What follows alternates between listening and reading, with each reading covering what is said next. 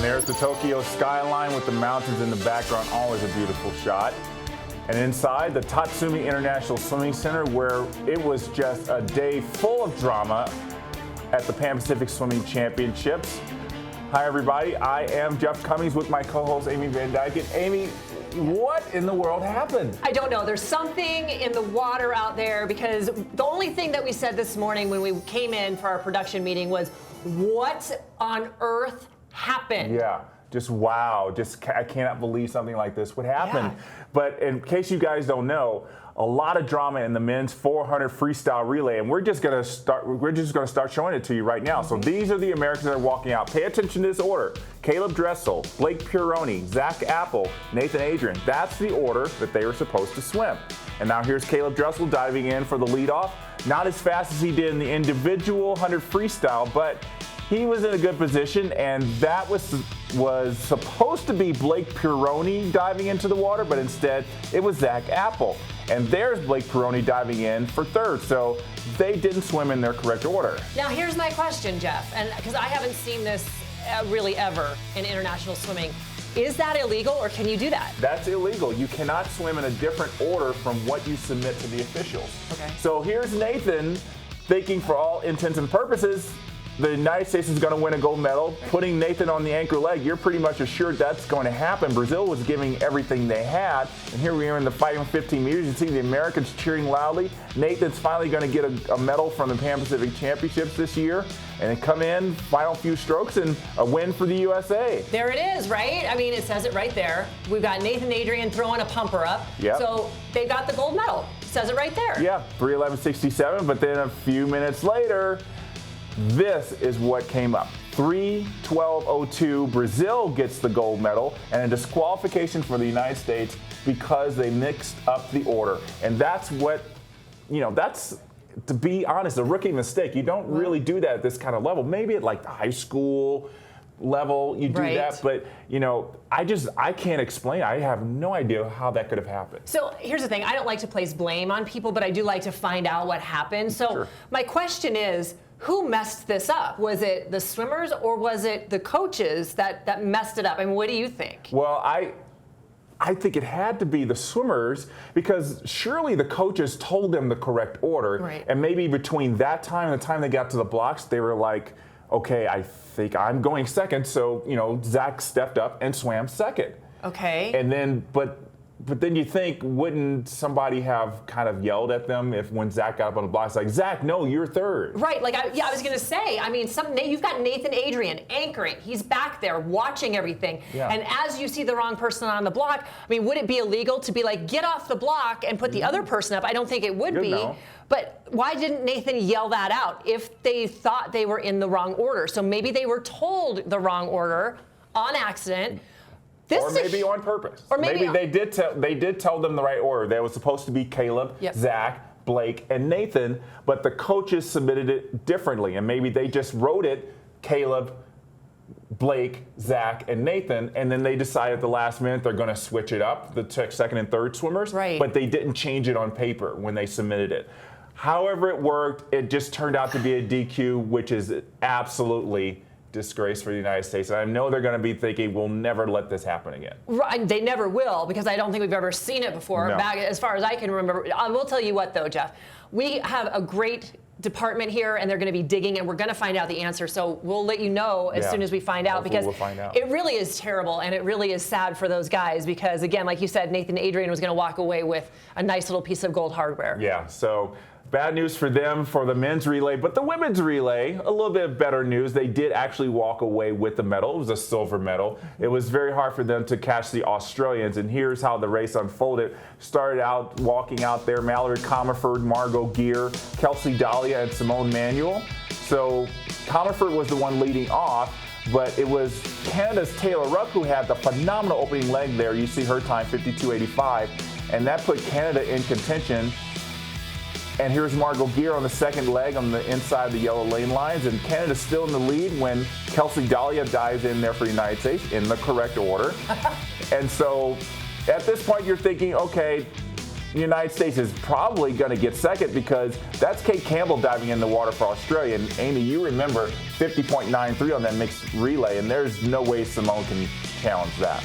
Well, no, but if Kate went a little slower, I think Simone could. But look right there, Simone very, very comfortable in second. Big, long strokes into the wall, per usual. But it didn't look like the normal Simone going into the wall. Simone normally hits that wall so hard. I just think maybe she's a little bit tired. And she's probably getting ready for that 50 freestyle tomorrow. Great point. You knew she was solidly in second, so yeah, it's okay to let up a little bit. There's no way you're going to catch Kate, and so get ready for that 50 tomorrow. So silver medal for the Americans, and that's not too bad. So Kelsey Dolly, as we said, was a member of that relay, and after the race, she talked about being a part of and creating a team dynamic. I love being part of Team USA. We come from all over the country, and most of the year we're obviously not teammates, but we do a really good job getting to know each other well at camp, training with one another, and getting to know each other as friends rather than rivals. And it's a unique thing that we have, and I'm honored to be a part of it. You know, it's so cool to hear that because, you know, you are rivals most of the year, and then to come together as a team is really, really special. And, you know, I remember always having my rivals and then becoming a relay, and it's almost like you're stronger and you're tighter than anybody else could ever be. Yeah, you're strong as individuals, but you put four really strong individuals together, and you're pretty much unstoppable, as you've experienced many times. Right. It's really cool to see that. All right, so the women's 400 free relay was a big moment for the United States, but a bigger moment was Katie Ledecky leading off the night with a gold medal in that 400 freestyle. Now, you probably know a lot about Katie Ledecky. She has been basically the featured headline every time she jumps in the water, but we bet you there's something you don't know about her, and you're about to find out right now, and your jaw is going to drop. Yep. I think my teammates would be surprised to know that I did Irish dancing when I was younger for a couple of years, and I still kind of remember some of the dances. You want to do it right now? No, I don't. What got you into Irish dancing when you were a kid? Well, my mom is 100% Irish, and I was born on St. Patrick's Day, and we lived 5 houses down from a park, and the park had a little house that they would host various events and activities for the neighborhood, and so my mom signed me up for the Irish dancing lessons. I went to 1 or 2 competitions, but I don't think I did very well or felt like I was advancing, so eventually I gave it up. Okay, that's so you transition to swimming, or is it? No, I was swimming while I was doing the Irish dancing. I would go to swim practice, or go to Irish dancing and then go to swim practice later in the evening, so I did a lot of different things when I was younger: basketball, soccer, swimming, Irish dancing, and then as I got older, I kind of decided to pick swim practice over going to the other practices, and eventually I was really just swimming.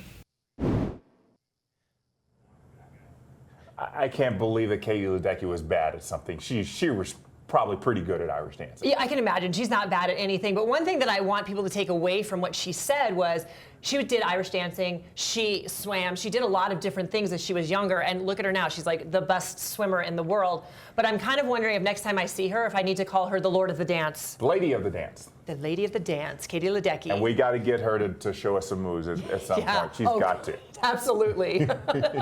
Yeah. So speaking of, maybe she's not good at the moves on land, but she's great at the moves in the water. Here she is getting ready for this 400 freestyle. Amy, she has some competition. Ariane Titmus from Australia never got more than a body length behind, and this is the closest anybody has ever been to Katie Ledecky in a 400 freestyle. Yeah, I was going to say that. This is a historic event right here, everybody, because for somebody to be even at Katie Ledecky's feet, we've never seen this. So it is nice to see that Katie Ledecky, A, is human, and B, has some competition, because it has to be kind of maybe boring, if you will, to always be so far ahead. So to be able to have someone to push you, I think really helps Katie. And it's going to motivate her in the future, knowing that somebody is right at her feet. And there's her time for GPA 50 for Katie Ledecky. And look at this time for Titmus, 3:59.66. She's now the 3rd person ever after Ledecky and Federica Pellegrini to go under 4 minutes. So that's a lot of history made for that. And we've been waiting for somebody to join Katie under 4 minutes. So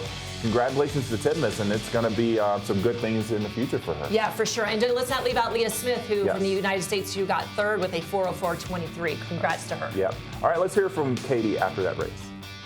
Tonight I just wanted to race and go for the gold. I knew the time would take care of itself. I knew it would be pushed and probably have a good time. I didn't really quite know what the time would be. It's been a pretty tough week, just competing in a different time zone, very far from the U.S., 16-hour time difference. So it's been a lot harder, I think, than all of us anticipated, knowing that we just got here a couple days ago. So I'm really proud of that race and proud of how I've competed this week, and I have one more race to go, so pretty excited.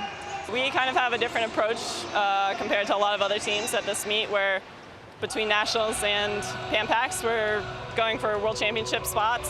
No other team here has that pressure on them to set up their next year, and we got out here a little bit later than most of the other teams. So it's just putting ourselves in a challenging position and responding to that circumstance and learning a lot so that we can apply that to Tokyo in 2 years as well. And so she touched on a lot of interesting topics, most notably that the time zone difference, they're still having an adverse effect with that, because from California to Tokyo is a 16-hour time difference. And to get to Tokyo, what was it, 3 or 4 days before the meet, that's not enough time to really acclimate. So I think that's a really good reason why a lot of these swimmers are having a tough time in the pool, because your body just does not know what time it is. No, it doesn't. I mean, their bodies right now, for all intents and purposes, are thinking that they're swimming at 4 in the morning, right? Or I guess 3 in the morning. Yeah. But I mean, that really is tough. And I feel I always swam better when we had more time to acclimate, not only to the time zone, but to everything. I mean, you're eating different food. You're having a completely different routine than you would at home. And so to only have 3 days, I think, is really, really tough. Yeah. Something else that she was talking about, Jeff, that really kind of sparked my interest was she was talking about, how they're trying to qualify for world championships. Now, the question is, did they think that by picking the team at Nationals and at Pan Pacs, we would have a great Nationals and a great Pan Pacific Championships? Maybe. I don't know that it's working out that way, though. Yeah, and they did this back in 2014. It worked out pretty well, but there was a bigger window between Nationals and Pan Pacs. They had actually almost 2 weeks. So, this time, 10 days, I think it was, between Nationals and Pan Pacs. That's a really short time to get acclimated. But even if you left for Tokyo right after Nationals, people would have a little bit of a tough time. So It's not that the qualification system is flawed, it's just that they just needed a little bit more time. And Katie touched on that. Everybody's having a little trouble with it. Some are dealing with it better than others, getting best times. But I think they're definitely going to have to look at this, because next year's Worlds are in Korea, same time zone. So they're going to have to understand that they've got to get those athletes over into that time zone quickly, do a nice long training camp so that when they are ready to race, it is going to be, when it's time to race, they're going to be ready, because their bodies know this is where I am. Well, now, do you think that it would have been possible to have Nationals earlier so that we could have sent our team over a little bit earlier? Is that possible in the schedule? Yeah, I mean, I think they had Nationals last year, the week of July 4th. So I think that's possible. Yes, it's a short season, especially for college swimmers, because they go from short course to long course. Not a lot of time. But it's possible to do, and I think that's something you really got to think about is, do you want to have a shorter season to give people who make the team the time to prepare, or do you want to have a longer season so everybody can swim well at Nationals and qualify and then deal with the international meet later? It's a lot of things tossed up in the air.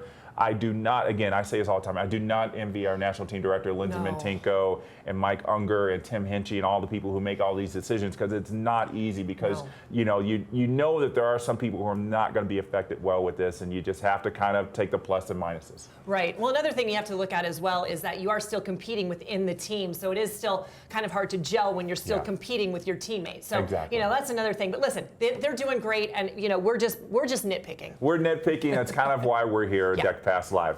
All right, so we're going to take a little break, and when we come back, we're going to talk about Caleb Dressel and his 100 butterfly.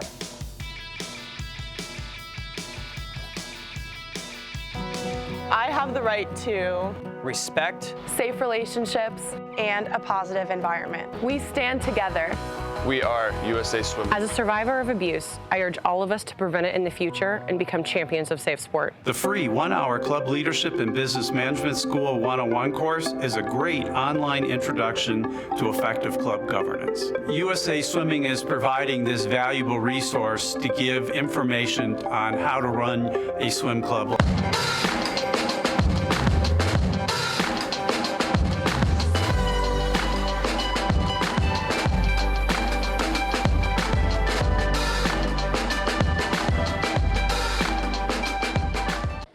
I've always loved Superman when I was little, and the place where I can pretend to be Superman still, even as a big kid, is in the water. Just being able to fly around and turn where I want to turn, and it was just an amazing feeling.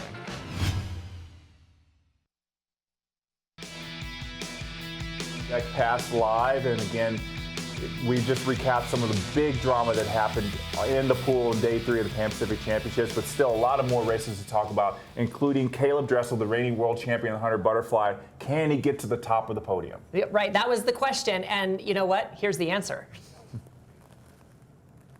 All right, so there he is with his lucky bandana, getting a little inspiration before he dives in, and as always, he dives in and he is ahead of the pack at 15 meters. Now, this is, again, to go back to what Katie talked about everybody struggling with the time zone. I think this is where Caleb started to have his problems, was about the 75, because he is doing great right here. Beautiful. And you'll see when he comes into the wall, I mean, he's still about half a body length ahead of everybody, and he touches the wall, and he's a full 100th of a second under world record pace, and you gotta think, obviously he doesn't know that, but for us, we're thinking, okay, he's gonna do very well, but this is where he's probably not starting to feel his best, right here at the 75, because when you're not fully rested, the end of races hurt real bad. Really bad. Trust me, the 100 butterfly, I have crashed and died many times, and that looks like what's happening here. Look what's happening. You can't see his booty getting out of the water. When you get your booty out of the water, your arms can be thrown over harder and faster. And you can tell his turnover got a little bit faster at the end there, because he knew, get me to the wall now. Get to the wall, and look at that, a 1-2 finish for the United States, which is wonderful. 50.75, just a couple tenths slower than he swam at Nationals, but Caleb is still the fastest in the world in the event. Jack Conger, again, 2 tenths slower than he swam at Nationals, but a great swim for him. These two will be representing the United States at the World Championships, and those are two great representatives. I know Caleb's going to look back on this and say, what can I do to get better to make sure I defend my World Championship title? And he talked about his race afterwards. It was all right. I think it was well swum. The time wasn't there. Story of my life this summer, but it's okay. You know, we'll just learn from it and keep moving on. So I think it was well swum, but just time wasn't there.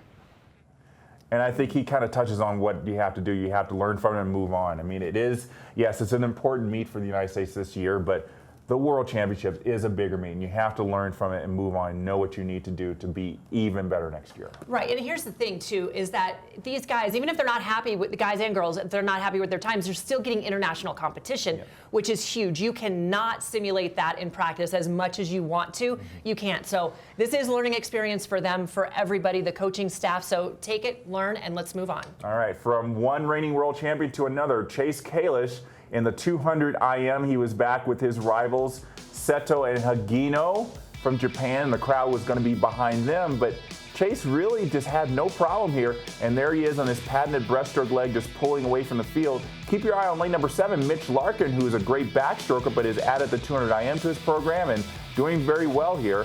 And Kalish, look at this, just really in control. He's got a body length lead. And I like the way he's breathing there. He kind of looks like he's looking back on the field to make sure they're not gaining on him. Yeah, I love his loping stroke. Katie Ledecky also has that, so maybe it's the way to go. But, you know, right here, he just looks so nice, so relaxed. He's just kind of on that lane line, which is fine.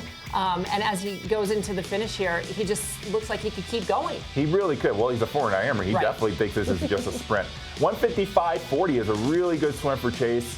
And it's a lifetime best, which, you know, we're not getting a lot of those for the United States. So this is a really bright spot. And you know, he's knocking on the door of getting under 155. And you know who has only gone under 155? Who's that? Michael Phelps and Ryan Lochte. What? That would be great. He would be in rare form if he could do that next year at Worlds. All right, so Chase talked about his race. I'm just happy to go best time. I didn't really know what to expect coming forward today after my 4 IM, and yesterday I was one of the most sore I've ever been, and I didn't really recover. I got out of drug testing at about a little after 11, got back to the hotel pretty late, 8, and then I was in bed by probably 2:30, so I needed a lot of sleep. I needed a day to recover, and luckily things kind of worked out in my favor today. All right, so that's very important for everybody to understand is most of the time when you're swimming at a big meet like nationals or international meets like Pan Pacific Worlds or even the Olympics, sometimes you're not getting into bed until maybe 5-6 hours after you've swum because you've got interviews, you've got the drug testing, I mean, sometimes even the drug testing alone can take you 3 hours. Well, or it could take you 3 days. Let me give you an example, okay? So in 1996, we had won the 400 free relay. We all had to do drug testing. The thing that people don't understand is, if it's a dilute sample, it doesn't count. So you have to throw it away and go again. I was in the drug testing room so long, they were shutting it down. Our coach, John T. Skinner, had to sign and say, listen, I will watch her. Then what I had to do is the next morning go and swim prelims of the 100 butterfly. I was seated second. Everyone was like, oh my gosh, you're going to get a medal. I was like, hold on, I still have to drug test from the night before. So that day I drug tested for the free relay that was the night before and the 100 butterfly that night. So it can be an absolute nightmare. But, you know, you got to roll with the punches. You got to roll with the punches, and you got to do what you can because, you know, these are obligations that you have to do. And you can't just say, oh, guys, can I just not do this drug test today? I'm sorry, I can't. I got to go to bed. Yeah, they will not get that. No, and they won't let you bring your teddy bear in there with you to sleep on the floor either. So kind of a problem. Yeah, I guess you got to do it. And, you know, Chase is one of those people. He's a veteran. He knows how to roll with that. And like you said, he was lucky he had that day off because, you know, it is hard because if you only get like 5 hours of sleep, you're a little groggy, and that prelim swim may not be the best. And hopefully, you know, some of these people can learn from that because some of these people who are rookies to the team, they probably have never experienced that before. So learning lessons is always very important. So important. That's why these meets are huge in more ways than one, not just medals, but learning for 2020. Yeah. So speaking of learning for 2020, the men's 400 freestyle is a chance for Zane Grothe of the United States to learn about how he can best swim against the best in the world. He did it last year at the World Championships, had a little stumble at that meet, but look at this. He's in between the two Australians, Jack McLaughlin turning there for 50 to go, and then Matt Horton, the Olympic champion from 2016. Now, Mac is very good at running people down. That's how he won the Olympic gold. He chased down Sun Yang and went by him. And Zane Grothe is actually pretty good at that too. And I was really impressed with the way that Zane did not let these Australians get too far away from him. No, he really didn't. But, you know, everybody has their own strategy in the 400. And we were just talking about learning experiences. And maybe they're going to go back and look at the film and say, hey, you know what, Zane, maybe you need to take it out. Maybe just a little bit faster. Who knows? But this, again, is a learning experience. And he did a great job just hanging on with those Australian guys. It was really good. So a bronze medal for Zane. That's the best time for him of the year. Not his lifetime best, but I think he's pretty happy with it. Let's hear what he had to say. Yeah, overall, it was pretty good. I mean, I was a little shaky at Nationals. Both times from this morning and this afternoon were better than I did at Worlds, so I'm really happy with that. I would have liked to made a bigger jump in the finals race, but I can't be complaining. So I'm really impressed with Zane. He has been really taking over the mantle that we lost when Conor Yeager retired after Rio. And we talked about Jordan Wilimovsky and Robert Fink in the mile. So I think distance swimming is really doing well. It's really surprising how that is happening because it takes a little longer to really develop a distance swimmer. Sprinters are usually a little bit quicker to develop when you're a little bit younger. And distance swimmers, especially males, it's really hard to kind of develop those. So it's great that a lot of people said, okay, I'm going to be the one who stepped up, especially Zane. And everybody probably remembers Zane almost quit swimming when he was done with college at Auburn. And he said, you know, I think maybe I'll go up to Indiana and see what I got there. And props to Ray Luz and his coaching staff there for getting Zane to this point because he's really been doing very well. And I think what we've seen with Katie Ledecky and again Conor Yeager is the fact that now American distance swimming is kind of one of the premier events, which it used to be always the sprints, and now we're seeing more distance swimmers, and we're seeing more kids want to do distance swimming. There was a kid at Nationals who said, the thing I'm looking forward to is the women's mile. That's awesome. What? Right. I know everyone's usually like, oh, the 50 or the 100 or whatever. But I think because of those two doing so well in the games like they did, I truly believe that kids now want to swim more distance, which is just amazing. Yeah. So Katie, Zane, you guys keep doing what you're doing. Yes. It's really great for us. That's right. All right. So we want to touch on some other races that happened just really quickly. The women's 100 fly, we already heard from Kelsey Dahlia. She got a silver medal in that event, 56.44. I believe it was a lifetime best for her, which was really cool. Japan's Rikako Akie, she is just celebrated in Japan, and she got the win. 56.08, almost broke 56, which would have been a big deal. She's now the fastest in the world. So it took the fastest swimmer in the world to beat Kelsey Dahlia, which, you know, that's pretty nice. Kelsey's got to be okay with that. Yeah. And then the women's 200 IM, no Americans on the medal stand, but we got to talk about Ella Easton. Please. You remember at Nationals, she did not swim very well. She was getting over suffering from mono. Right. And, you know, this is where those 10 days have really helped Ella, because she was getting further away from suffering from mono, and she started to feel more like herself. She didn't do the 400 IM, which is probably her better event than the 200 IM, but she raced the final with 200 IM, 209.90, which is really good for her. Unfortunately, just a little bit shy of being able to qualify for the World Championship team, because Melanie Margalis went 209.4 and Kathleen Baker went 208. So those two, Kathleen Baker and Melanie Margalis, will swim the 200 IM at Worlds.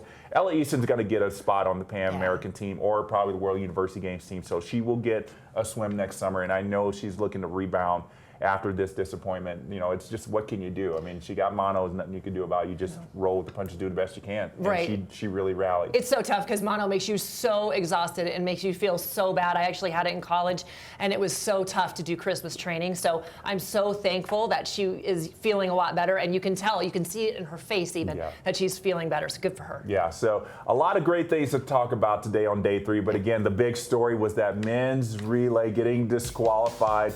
Again, Caleb Dressel got in the water at the right time, doing very well. Again, not as fast as he wanted to, but here's where the problem came. That was supposed to be Blake Pironi diving in the water for the United States, but instead it was Zach Apple, and then Blake was here in 3rd. So what happened is, if you swim out of order from the order that you submit to the officials, you're disqualified. And so they don't know that at this point. And so Nathan Adrian's diving in, doing his best to make sure Team USA gets that gold medal, and he's going to hold off Brazil.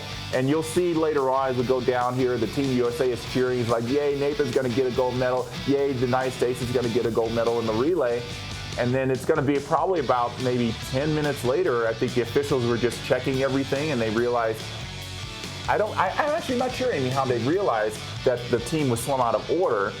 But they figured it out, and the Team USA was disqualified. And again, that's something I was just thinking about, is how the officials know. I mean, were they? I think probably because the names are on the caps, right? Or maybe, or I don't know. Somebody told them. Somebody had to alert the officials. Somebody had to know. And you know, it's really unfortunate, and whoever's fault it is, I mean, I'm sure they're going to really regret it. And it's again, like the swimmers in the pool, they're learning. The coaches are learning as well about how to make sure these mistakes don't happen again. Right, and it really is too bad, and it's too bad that it had to happen at this race, because it's traditionally it's the Americans' race. But that's okay. We've got next year and the year after. Yeah. So we got one more day left at the Pan Pacific Championships. Hopefully no DQs. Hopefully everybody does their job. Look at all these races. We got a lot to show you tomorrow. The distance races for men and women, 200 back, 200 breast, and then Amy is getting pumped about the 50 freestyle. Yes, let's go girls. And Nathan Adrian is going to be trying to get on the World Championship team, because he's got to get ahead of Caleb Dressel and or Michael Andrew. And of course, we're going to see Kayla Decky in the mile, one of her signature events. And now that it's an Olympic event, it's getting a lot more prevalence. Yeah, which is so great. And we're going to see that guy right there, Nathan Adrian, as well, trying to make the team in the 50 freestyle, hopefully also winning a medal. And I truly think that he can. I think, you know, the 100 and the relay probably has given him a lot of motivation. Got a lot of motivation. So we hope you will join us tomorrow. Be sure to join us again at 1 p.m. Eastern. One more day to go on Deck Pass Live for everybody here. Thanks for watching, and we will see you then.